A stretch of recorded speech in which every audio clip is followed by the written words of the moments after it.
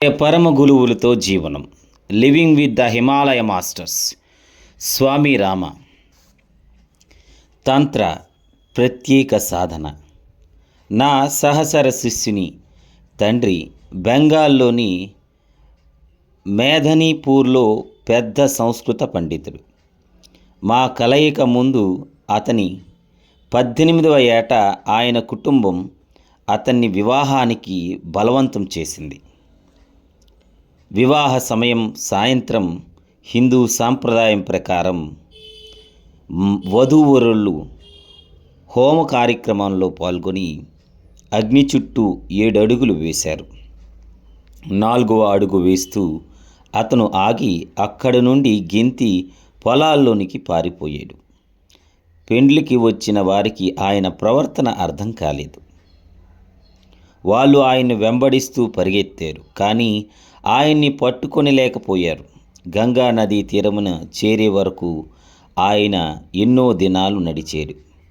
నదిని అంటిపెట్టుకుంటూ వెళ్తూ ఆధ్యాత్మిక గురువు గారి కోసం వెతుకుతూ వెళ్ళాడు. 6 సంవత్సరాల పాటు ఎన్నో అనుభవాలు చవి చూశాడు, కానీ గురువుగారు లభ్యం అవ్వలేదు. అప్పుడు హిమాలయాల్లో ఉన్న శ్రీనగర్లో మా గురువుగారిని కలిశాడు. వాళ్ళు కలియుగానే మా గురువుగారు ఆయన్ని కౌగిలించుకున్నారు. ఆయనకు వాళ్ళిద్దరూ పూర్వ పరిచితులని తెలుసు. 3 మాసములు మా గురువుగారితో నివాసించాక నా సహచర శిష్యుని గంగోత్రి వెళ్ళమని ఆదేశించారు. అక్కడ ఒక గుహలో మేమిద్దరము నివసించాము. ఒకనాడు మాటల సందర్భంలో తన జన్మస్థలం మేధానీపూర్ గురించి చెప్తూ, నేనెప్పుడైనా అటువైపు వెళ్ళడం తటస్థితే తాను సర్వసంగ పరిత్యాగి అయినట్టుగా హిమాలయాల్లో ఉన్నట్టుగా తన కుటుంబానికి తెలియచెప్పమని నన్ను కోరాడు. అనతి కాలంలో నేనా ఊరు వెళ్ళాను. అక్కడ ఆయన వివాహమాడబోయే మహిళను కలిశాను. అతను ఇంకా తిరిగి వస్తాడని ఆమె ఎదురు చూస్తూ ఉంది. ఆమె పెళ్లి తంతు పూర్తవ్వలేదు, కాబట్టి ఆమెను ఇంకెవరైనా వివాహం చేసుకోమని సలహా ఇచ్చాను. నా వద్ద నుండి అటువంటి సలహా వినగానే ఆమె మండిపడుతూ, నువ్వు నీ సహచర శిష్యుడు దైవాన్ని గాక దెయ్యాలను కొలుస్తున్నారు అని దూషించారు. ఊరి చివరనున్న నా కుటీరానికి తిరిగి వెళ్ళాను. ఆ ప్రాంతంలో తంత్ర అభ్యాసం ఉంది. ఆ ప్రాంతంలో ఇంచుమించు అన్ని గుహల్లో కాళీమాతను కొలుస్తారు. తంత్ర గురించి చాలా విన్నాను. కొన్ని గ్రంథాలు కూడా చదివాను. ప్రయోగాత్మకంగా ఈ అభ్యాసం రుజుపరచగలిగే వ్యక్తిని కలిసి వాటి నిర్ధారణలో ఏమీ అనుమానాలు లేకుండా చూసుకోవాలని నాకెంతో కోరికగా ఉండేది. నా స్నేహితుని బంధువు నాకు 92 సంవత్సరాల మహమ్మదీయ తాంత్రికుడిని పరిచయం చేశారు. ఆయన్ను కలిసి 3 గంటలు మాట్లాడాను. ఆయన అక్కడి ప్రజల్లో ఎంతో గౌరవము పొందుతున్న మాల్వి. ఆయన ఖురాన్ను సంపూర్ణంగా ఆకలింపు చేసుకున్న వ్యక్తి. మరుసటి రోజు ఉదయం ఆ మాల్వీ గారు నన్ను ఊరికి చివరనున్న చెరువు వద్దకు తీసుకుని వెళ్ళారు. ఆయనతో పాటు ఒక కోడిని కూడా పట్టుకొని వచ్చారు. ఆ కోడిని తాడుతో కట్టి తాడు 2వ కనున అరటి చెట్టుకు కట్టారు. నన్ను కూర్చుని జరుగుతున్న జాగ్రత్తగా చూడమని చెప్పారు. ఏదో ఉచ్చారణ చేస్తూ నల్లటి బఠానీ గింజలను ఆ తాడు మీదకు విసురుతూ వచ్చారు. ఆ కోడి రెపరెపలా కొట్టుకొని నిశ్చలమైపోయింది. ఆ కోడి చచ్చిపోయినది అని ఆయన అన్నారు. ఇది సృజనాత్మకమైన పని కాదు, ఇది దృష్ట శక్తి, చెడ్డ ప్రయోగం అని తలచాను. ఆ కోడి చచ్చిపోయినట్టు నన్ను రూఢీ చేసుకోమని ఆయన చెప్పారు.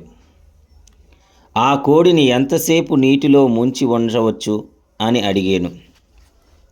అలాగే చెయ్యి అని ఆయన అన్నారు. ఆ కోడి నీటిలో 5 నిమిషాలు పైగా ఉంచి బయటకు తీసాను. నాకు తెలిసినంత వరకు దానికి ప్రాణం లేదు. మరలా దాని మీద నల్ల బఠానీ గింజలు వేస్తూ ఏదో వల్లిస్తూ మరలా దాన్ని బతికించారు.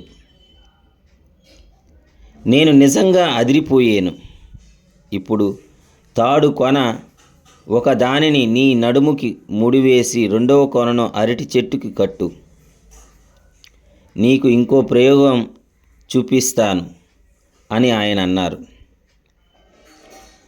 ఆయన చెప్పినట్టు చేయకుండా ఆ ముసలి మాల్వీని కోడిని వదిలి ఊరి వైపు పరిగెత్తాను. ఊరు చేరినప్పటికీ ఊపిరి అందలేదు.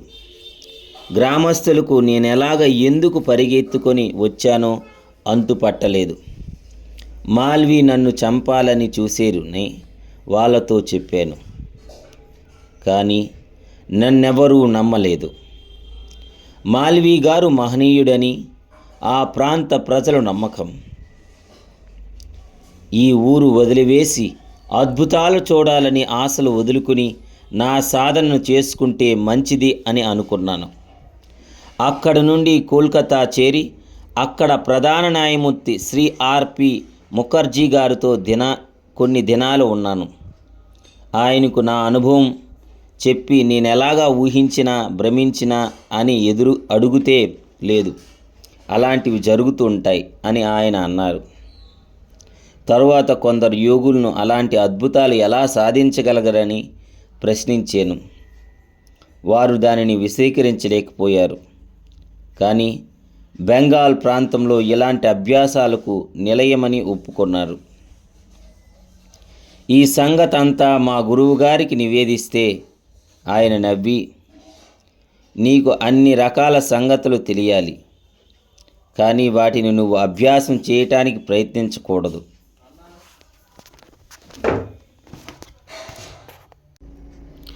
నేను నీకు ఉపదేశించిన శిక్షణలో పాల్గొనాలి అని అన్నారు. నీకు అన్ని రకాల సంగతులు తెలియాలి, కానీ వాటిని నువ్వు అభ్యాసం చేయటానికి ప్రయత్నించకూడదు.